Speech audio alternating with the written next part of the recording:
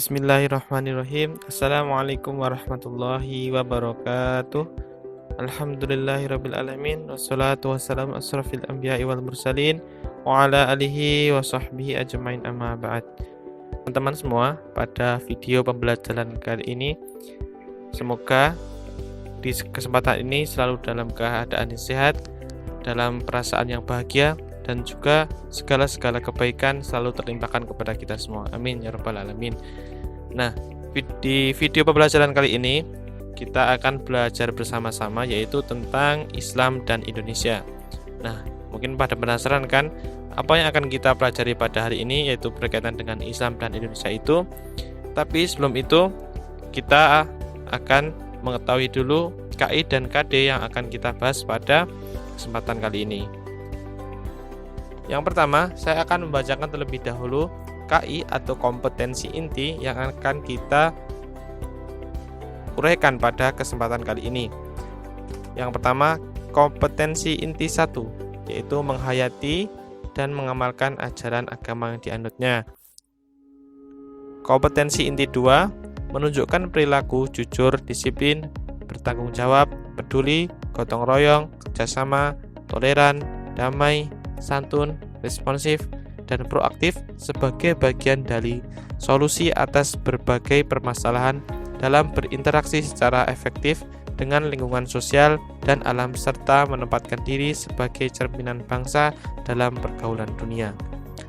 Selanjutnya, kompetensi inti 3, memahami, menerapkan, menganalisis, dan mengevaluasi pengetahuan faktual, konseptual, prosedural, dan metakognitif berdasarkan rasa ingin tahunya tentang ilmu pengetahuan, teknologi, seni, budaya, dan humaniora kepada wawasan kemanusiaan, kebangsaan, kenegaraan, dan peradaban terkait penyebab fenomena dan kejadian, serta menerapkan pengetahuan prosedural pada bidang kajian yang spesifik sesuai dengan bakat dan minat untuk memecahkan masalah. Kemudian, kompetensi inti 4 yaitu mengolah, menalar, menyaji, dan mencipta dalam ranah konkret dan ranah abstrak terkait dengan pengembangan diri yang dipelajari dari sekolah secara mandiri, serta bertindak secara efektif dan kreatif dan mampu menggunakan metode sesuai dengan kaidah keilmuan.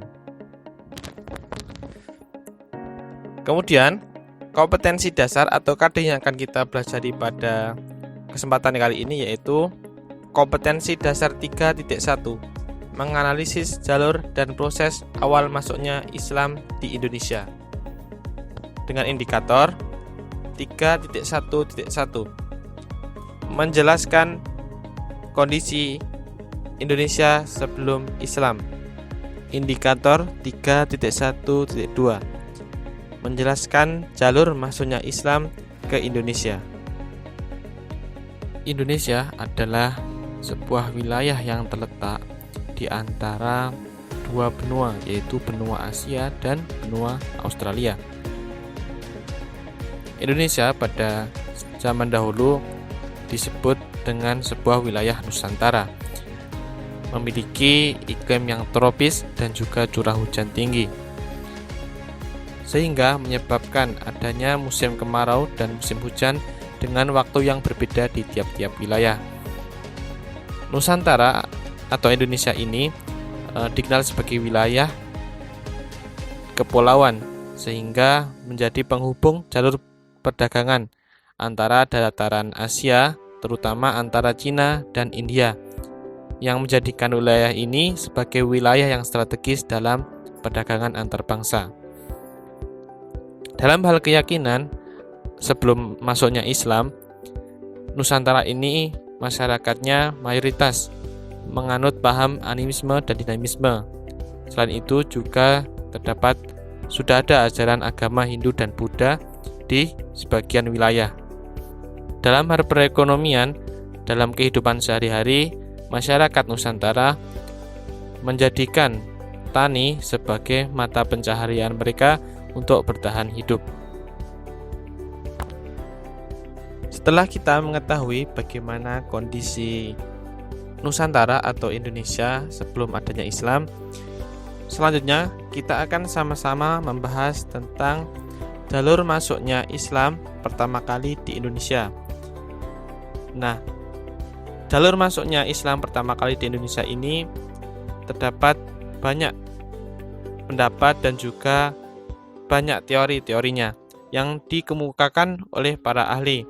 Yang pertama, kita akan membahas dulu berkaitan dengan teori India. Teori ini dikemukakan oleh Pitts-Nepel, Moghwetz, Fatimi, dan Snodhurst yang menyatakan bahwa agama Islam baru masuk ke Nusantara pada abad ke-13 Masehi yang dibawa oleh para pedagang dari Cambay, Gujarat, India. Kemudian Snodhurst mengembangkan teori ini. Dia berpendapat bahwa ketika Islam tiba di beberapa kota pelabuhan anak benua India, banyak di antara penduduknya yang beragama Islam dan tinggal di sana. Sebagai pedagang perantara dalam perdagangan Timur Tengah dengan Indonesia, lalu mereka datang ke Melayu atau yang sekarang mungkin Indonesia ya, sebagai para penyebar Islam pertama. Setelah itu disusul oleh orang-orang Arab. Snodhurst ini menyatakan bahwa periode paling awal Islam masuk di Indonesia itu pada abad ke-12. Teori yang selanjutnya yaitu dikenal dengan teori Arab. Teori ini mengatakan bahwa Islam datang ke Indonesia secara langsung dari Arab, tidak melalui perantara bangsa lain. Beberapa bukti sejarah dikemukakan untuk menguatkan teori ini, mengatakan bahwa Islam masuk ke Indonesia langsung dari Mekah sebagai pusat agama Islam sejak abad ke-7 yang lalu. Salah satu sejarawan mendukung teori ini adalah Profesor Buya Hamka. Beliau mengatakan bahwa Islam sudah datang ke Indonesia pada abad pertama Hijriah atau abad ke-7 sampai 8 Masehi, melalui langsung dari Arab dengan bukti jalur perdagangan yang ramai dan bersifat internasional sudah dimulai Selat Malaka yang menghubungkan dinasti Tang di Cina atau Asia Timur, Sriwijaya di Asia Tenggara, dan Bani Umayyah di Asia Barat. Menurut beliau, motivasi awal kedatangan Arab ke Indonesia tidak dilandasi oleh nilai-nilai ekonomi, melainkan didorong oleh motivasi semangat menyebarkan agama Islam. Teori ini juga dikuatkan oleh bukti-bukti lain. Salah satunya yaitu dari Profesor Buya Hamka berpendapat bahwa pada tahun 625 Masehi berdasarkan sebuah naskah Tiongkok yang dicatat oleh pendeta Buddha bernama Ising yang melakukan perjalanan dari Canton menuju India. Perjalanan tersebut menggunakan kapal paus dan pada tahun 674 Masehi ia singgah di Boga yang sekarang dikenal dengan wilayah Palembang di Sumatera Selatan. Di Boga, ia menemukan sekelompok bangsa Arab yang telah bermukim di pantai barat Sumatera atau yang dikenal dengan wilayah Barus. Teori yang ketiga yaitu teori Persia. Teori ini dikemukakan oleh sejarawan bernama Husein Jajaningrat. Teori ini menyatakan bahwa Islam masuk ke Indonesia atau Nusantara pada abad ke-13 yang berpusat di wilayah Sumatera di Samudra Pasai. Teori Persia ini lebih menitik beratkan pada aspek persamaan kebudayaan yang ada di masyarakat antara yang ada di Indonesia dan Persia. Di antara kebudayaan itu, yang pertama yaitu adanya peringatan 10 Muharram atau Asyura atas meninggalnya cucu Nabi Muhammad SAW bernama Husain di Karbala, yang sangat dijunjung-junjung oleh kaum Syiah di Iran atau Persia.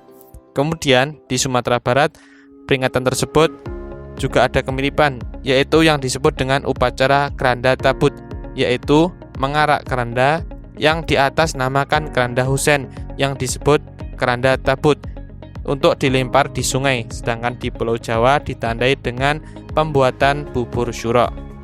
Berdasarkan hal tersebut, Husein Jajaningrat berpendapat bahwa mendapat pengaruh dari Persia yang menganut faham Syiah yang dibawa ke Indonesia.